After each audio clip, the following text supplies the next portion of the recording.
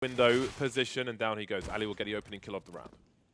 Yeah, that's a really nice opener. You know, get a kill. You got some forward positioning. Of course, jumping across into the window could cause some issues for the CTs. And ChrisJ gets things straight away. They may not expect Rops to be there, so if they decide to plant for triple or something similar, they maybe will have some problems. But no, looks like Rops will not be able to get really all that much, and nor will Karrigan. So 1 by 1. Mousesports. Karrigan had 2 flashbangs, so it may have gone very differently, but on this occasion it didn't. It will go the way of ENCE. And as an underdog, their statistics are pretty bad, as HLTV mentioned. You want to see them start off. Getting out of the choke points into a site, but that's a lovely shot from Ali. Very quick indeed.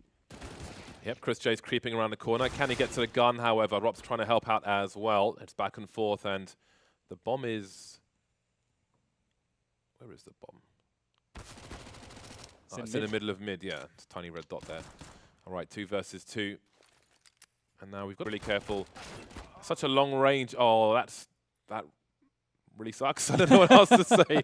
That really sucks. That's the drawback of the SMGs, the damage fall off, and it's notoriously inaccurate as well, the MAC-10, but now we've got the 1 versus 1. 25 seconds on the clock. Does Sergey have an idea? They've both got AK-47s. ChrisJ waiting for the right timing. He swings out, but as soon as he looks away, continuation spray, though, is here for Alu. And he can take a back seat now with 2 HP, keep his Kevlar up. Karrigan starting to creep. It can be somewhat worrisome when you're just creeping around in that mid position in a round such as this, or anti-force buy. Got to be really careful on the T side. I've seen plenty of teams over the years get caught there, but this one doesn't look so bad. Of course, Mousesports are much worse equipped on this occasion, and I wonder what their first buy round will look like. I can't wait to see what happens in this next one for Mousesports. And to get that 3-0. Is in mid or retreating. Yeah, Mousesports have had a pretty good read of the traffic here and the direction it's going. They've got 3 players on B ready to receive this push, and immediately the bomb will be dropped there by Sunny as he goes down, and it's looking very bad now for ENCE. They don't really have the firepower left or all the positioning to try to do something to salvage the situation, and the Molotov only serves to make it worse, locking Alu out for a few more key seconds. As Ariel will be able to make things a little bit easier, but the trade from Rops keeps things alive here for Mousesports with that bomb. The angle, so he can retake that as ChrisJ is forced into the fight by the Molotov. He'll pick up the kill against Sunny, but there's more where that came from. They are being slowed down, and they can't really afford to be slowed down. There's only 20 seconds on the clock. Rob's waiting for the cross. He knows the bomb's going to make it there eventually. Avoids the grenade, the flashbang. That's a nice burst from him, but still no bomb. Alu starting to creep now. Has to take the duel, but Robs is having disgusting plays from Connector. And that bomb will not get planted. Ariel is in no man's land. That's another round in the bag for Mousesports to try and win the round. See Sergey with the slightest jiggle. There's the wide swing. Ariel is allowed to enter more safely now, not safely full stop. Moxic has angles from jungle. There's a lack of grenades at this point. Robs has got this rifle support for the AWP, and ChrisJ through the mid. So very fast smokes, they're just running in before they bloom. And one of the reasons you do that is to catch CTs with counter grenades in their hands. Although it's not really worked out just yet for ENCE. They have found some positioning though, and that looked like it would be a dead X7, but he's still alive. And they want to take over CT if they possibly can. Rock still doing all the damage in the world from Connector, just like he did before. A quick 2K, and that bomb's not even planted just yet. X7 will finally trade 1 kill, but it's still a 4 versus 2. And Mousesports are playing it safe right now. They're letting the smokes be fine. That said, Sergey does manage to peel off 1 more player. Oh, okay, now he's making this doable. Sergey is very close to that transfer on the weakened Karrigan. Doesn't complete it, but that was a very good attempt. Sergey's very capable of being the human highlight reel for ENCE. There's no surprise to Mousesports at this point. Karrigan will open the proceedings. He'll get traded, but there are plenty of CTs here as well. Frozen now from a short position, taking Sunny out, but the AK is still in play. Yeah, it's very difficult for ENCE to make this work. They're all stuck on the bomb site. The CTs are beginning to surround them, and it is just a matter of time until they try to burst onto that bomb site together. Now Rops is in position, very precise once again, takes down X7 as the rest of his teammates now start to make their way forward to in the market area at this point in time. Rops has been dealt with, so that does help, does give some kind of a chance here, but Sergey's got to go huge again, and he may just do that! To peek it, and oh my god, he's so quick, isn't he? Able to catch Sergey as he jumps up onto the box, and that does create some problems because Sergey was the most forward player. Now X7 has to move forwards with the AWP. Ariel is still in power. And they don't have the kit just yet. The last pieces of utility being deployed now. The kit is right next to the bomb, actually. Woxic's picked it up, going for the defuse, but is he holding on? You are exposed. There's a crossfire, there's a sandwich, and the CTs are ready. The bomb's been spotted now. 5 versus 3. There's no response to these frags as yet from ENCE. Awkward angles, and they're made more awkward as Karrigan repositions. Yeah, this is not looking all that good for ENCE, and I understand the idea. I understand what they were going for with this, but it's not worked out. I think you know, you represent.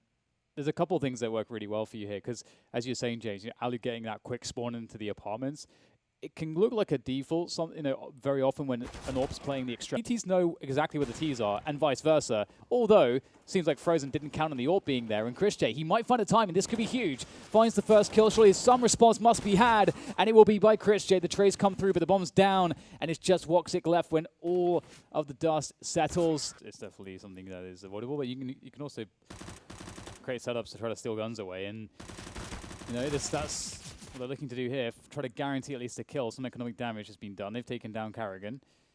Is there any more damage to be done though? X7 has the UMP now, so Chris J's going to be fairly careful.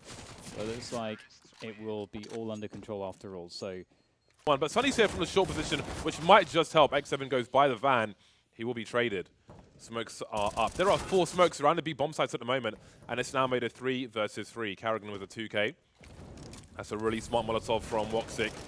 The spray as well. Great awareness from him. Not something you see too often, but the idea is fantastic. Everything starts to slow down, and Sunny is still by the pillar. Some of his teammates rotating towards that market position. Holds his position from Karrigan. And Sergey will be taking that in the meantime.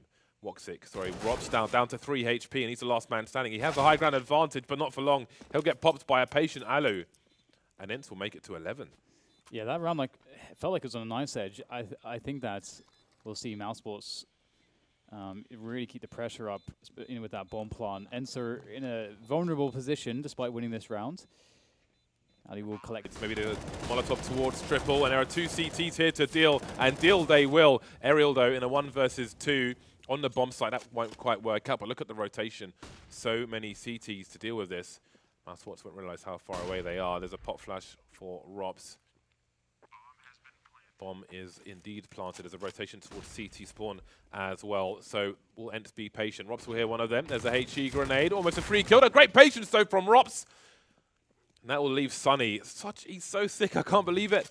He's got 4 HP now, Robs. He can play the information. I think Woxic may be spotted there, but Sunny will eat the flashbang. Woxic moving deeper now. Robs shows presence.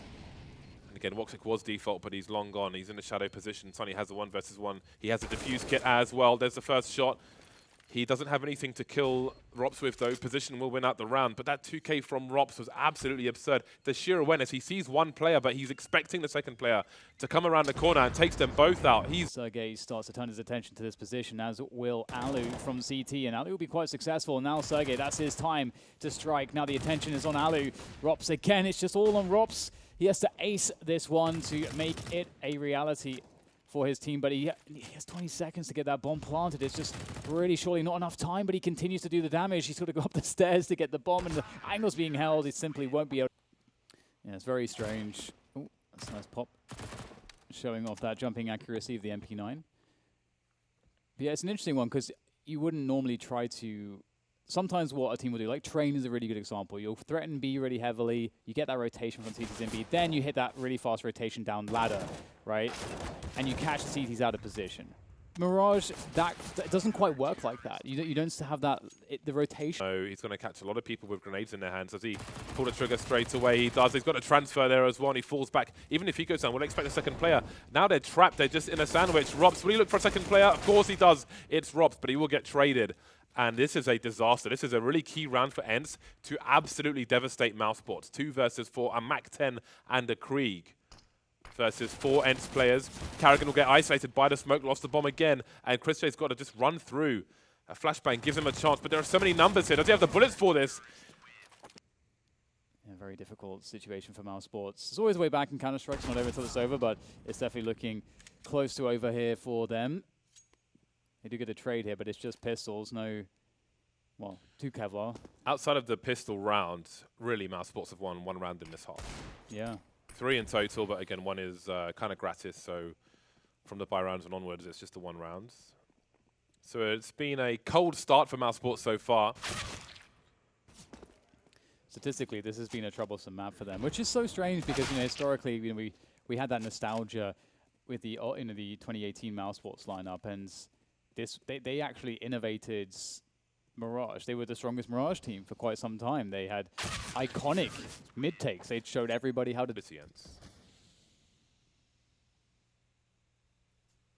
Mousesports can't really afford to make any more mistakes, of course. That Molotov could be gold if he uses it at the right time. But it will be a nuisance one. And maybe that's an information play as well here if you try and hear a connection. Well, Chris J's been deleted. Bomb making its way up T-ramp, and it's got to be now for Mousesports. Again, it's going to have to rely on just individual brilliance, and Rops will kick it off again. It's all Rops and Mousesports, and he's been taken out of the equation by Sergey, who has been phenomenal. And he's going to finish it off.